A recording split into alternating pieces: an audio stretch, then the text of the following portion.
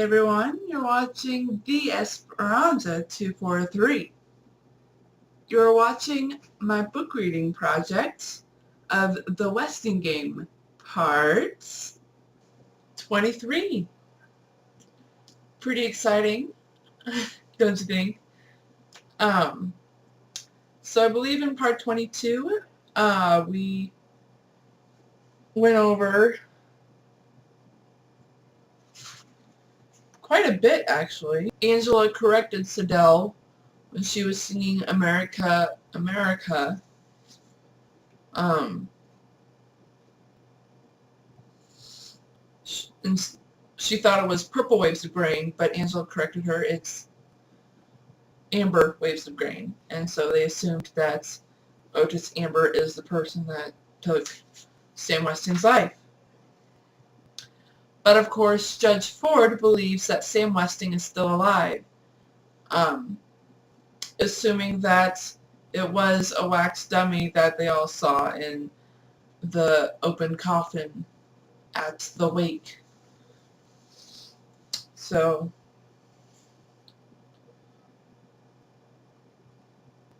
and Chris, the medicine Chris has been getting has been helping him a lot. It's making his speech not normal, but as normal as it can be.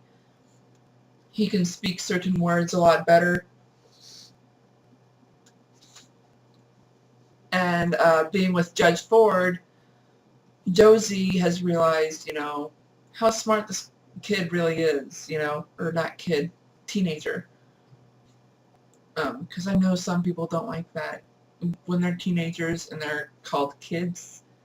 I like how he says that. 3 kids! Not 3 teenagers, 3 kids! Sorry, I'm thinking of a specific movie. And Sandy complains that Barney Northrop has fired him, which I think is hilarious considering if you have read this book before, I think it's hilarious. Bugger all. And so Sandy decides to give Judge a false lead, a red herring, saying that Otis Amber could be Sam Westing.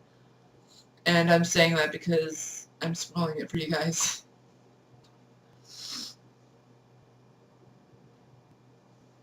And then we ended part 22, starting chapter 23 of everyone meeting at the Westing Mansion. And that's where we are. Chapter 23, Strange Answers. Lawyer Plum was there and one pair of airs when Otis Amber danced into the game room. The turtle's lost its tail, I see. Turtle slumped in her chair. Turtle slumped low in her chair. Florenbombach thought the short, sleek haircut was adorable, especially the way it swept forward over her little chin. But Turtle did not want to look adorable. She wanted to look mean. The dressmaker fumbled past the wad of money in her handbag. Here, Alice, I thought you might like to see this. Turtle glanced at the old snapshot. It's Baba, all right, except younger. Same dumb smile. Suddenly she sat upright. That's my daughter, Rosalie, Florenbombach said. She must have been 9 or 10 when that picture was taken. Rosalie was squat and square and squinty. Her protruding tongue was too large for her mouth. Her head lolled to one side. I think I would have liked her, Baba, Turtle said. Rosalie looks like she was a very happy person. She must have been nice to have around. Thump, thump, thump, thump. Here come the victims, Sadell Pulaski announced. Angela greeted her sister with a wave of crimson-streaked healing hand. Turtle had convinced her not to confess. It would mean a criminal record. It would kill their mother, and no one would believe her anyhow. I like your haircut. Thanks. Now Angela had to love her forever. Most of the heirs had to comment on Turtle's hair. "You look like a real businesswoman," Sandy said. "Well, that's an improvement," Denton Deer said. "You look nice." Only Theo, bent over the chessboard, said nothing. White had moved to the King's Bishop since the last meeting. It was his move.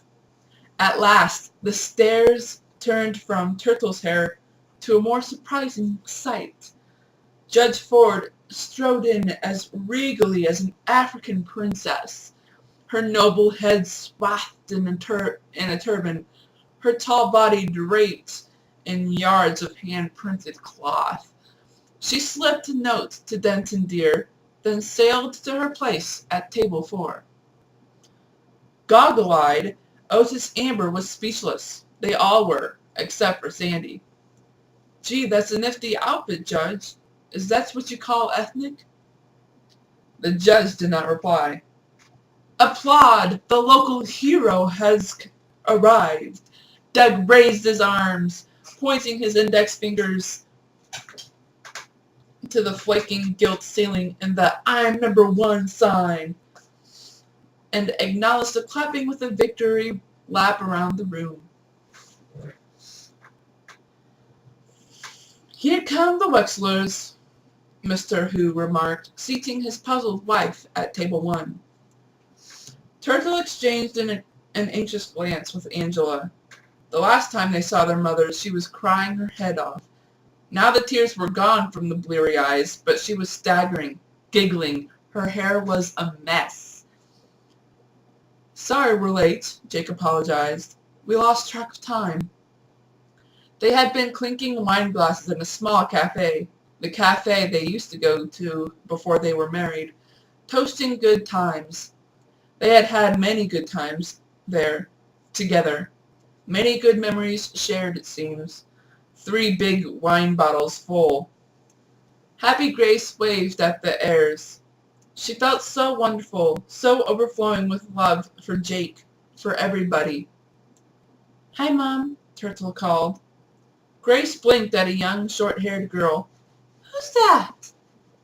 Jake greeted his partner with a "How are you this fine day?"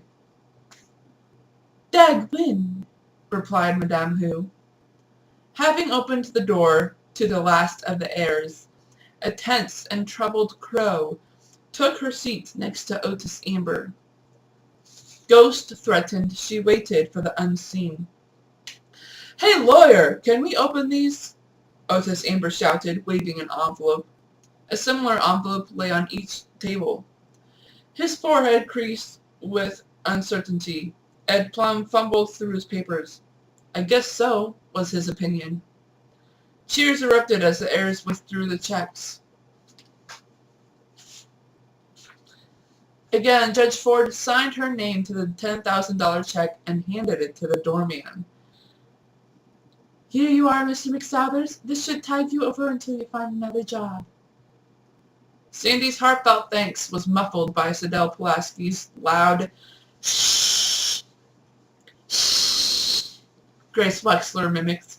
Then she dropped her head into her crossed arms on the table and fell asleep to the sound of the lawyer's throat-clearing coughs. 12th. Welcome again to the Westinghouse. By now you have received the second check for $10,000. Before the day is done, you may have one more. Much more. Table by table, each pair will be called to give one and only one answer. The lawyer will record your response in case of a dispute.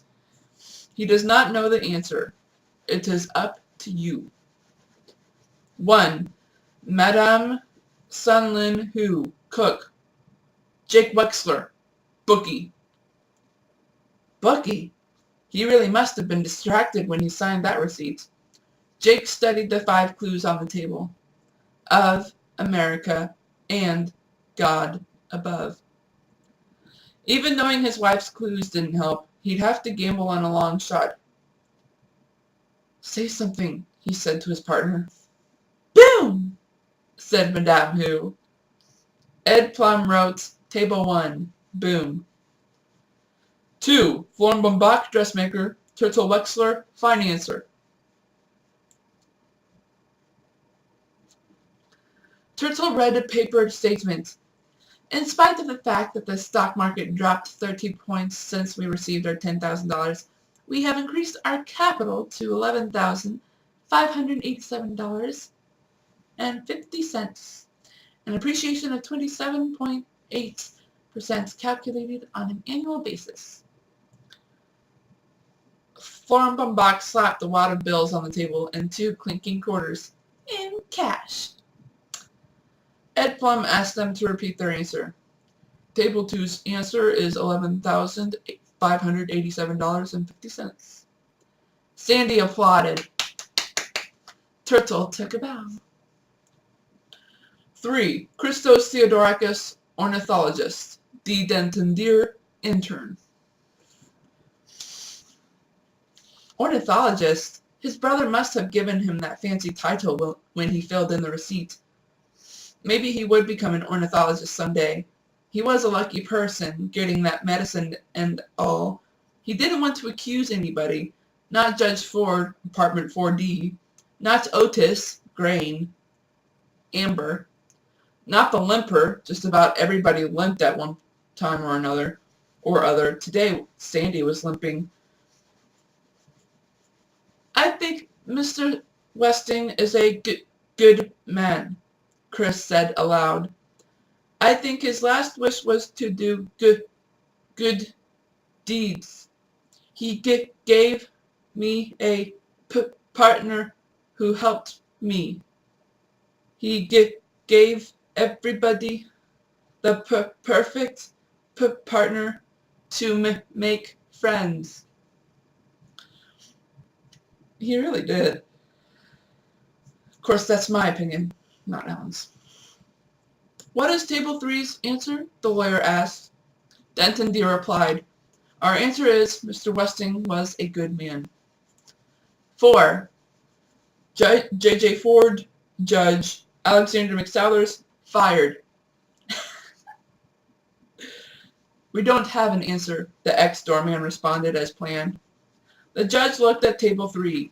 Denton Deer, her notes in his hand, shook his head, which meant no, Otis Amber has not had plastic surgery done on his face. The judge turned to Table 6. Otis Amber could not be Sam Westing. She was right to have trusted him. But Crow is expecting something to happen. Crow knows she is the answer. She knows she is the one. 5. Grace Winclopple Wexler, restaurateur.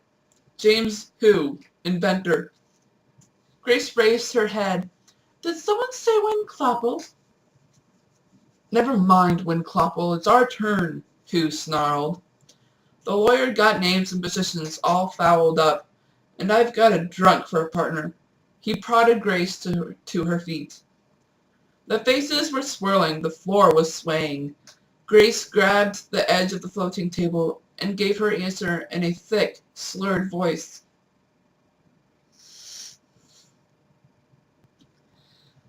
The newly decorated restaurant, Who's on First, the Eatery of Athletes, will hold its grand reopening on Sunday. The specialty of the day, fruited sea bass on purple waves. Grace sat down where the chair wasn't. Turtle gasped. Angela looked away. The airs tittered as Jake helped his wife up from the floor. What is Table 5's answer, please? The lawyer pressed. Ed Plum,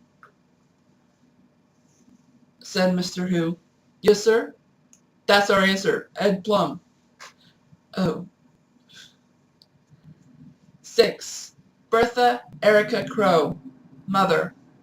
Otis Amber, deliverer. Mother. Did I write mother? Crow mumbled. Is that your answer? Ed Plum asked. I don't know. Otis Amber replied. Is mother our answer, Crow? I'm going to stop there.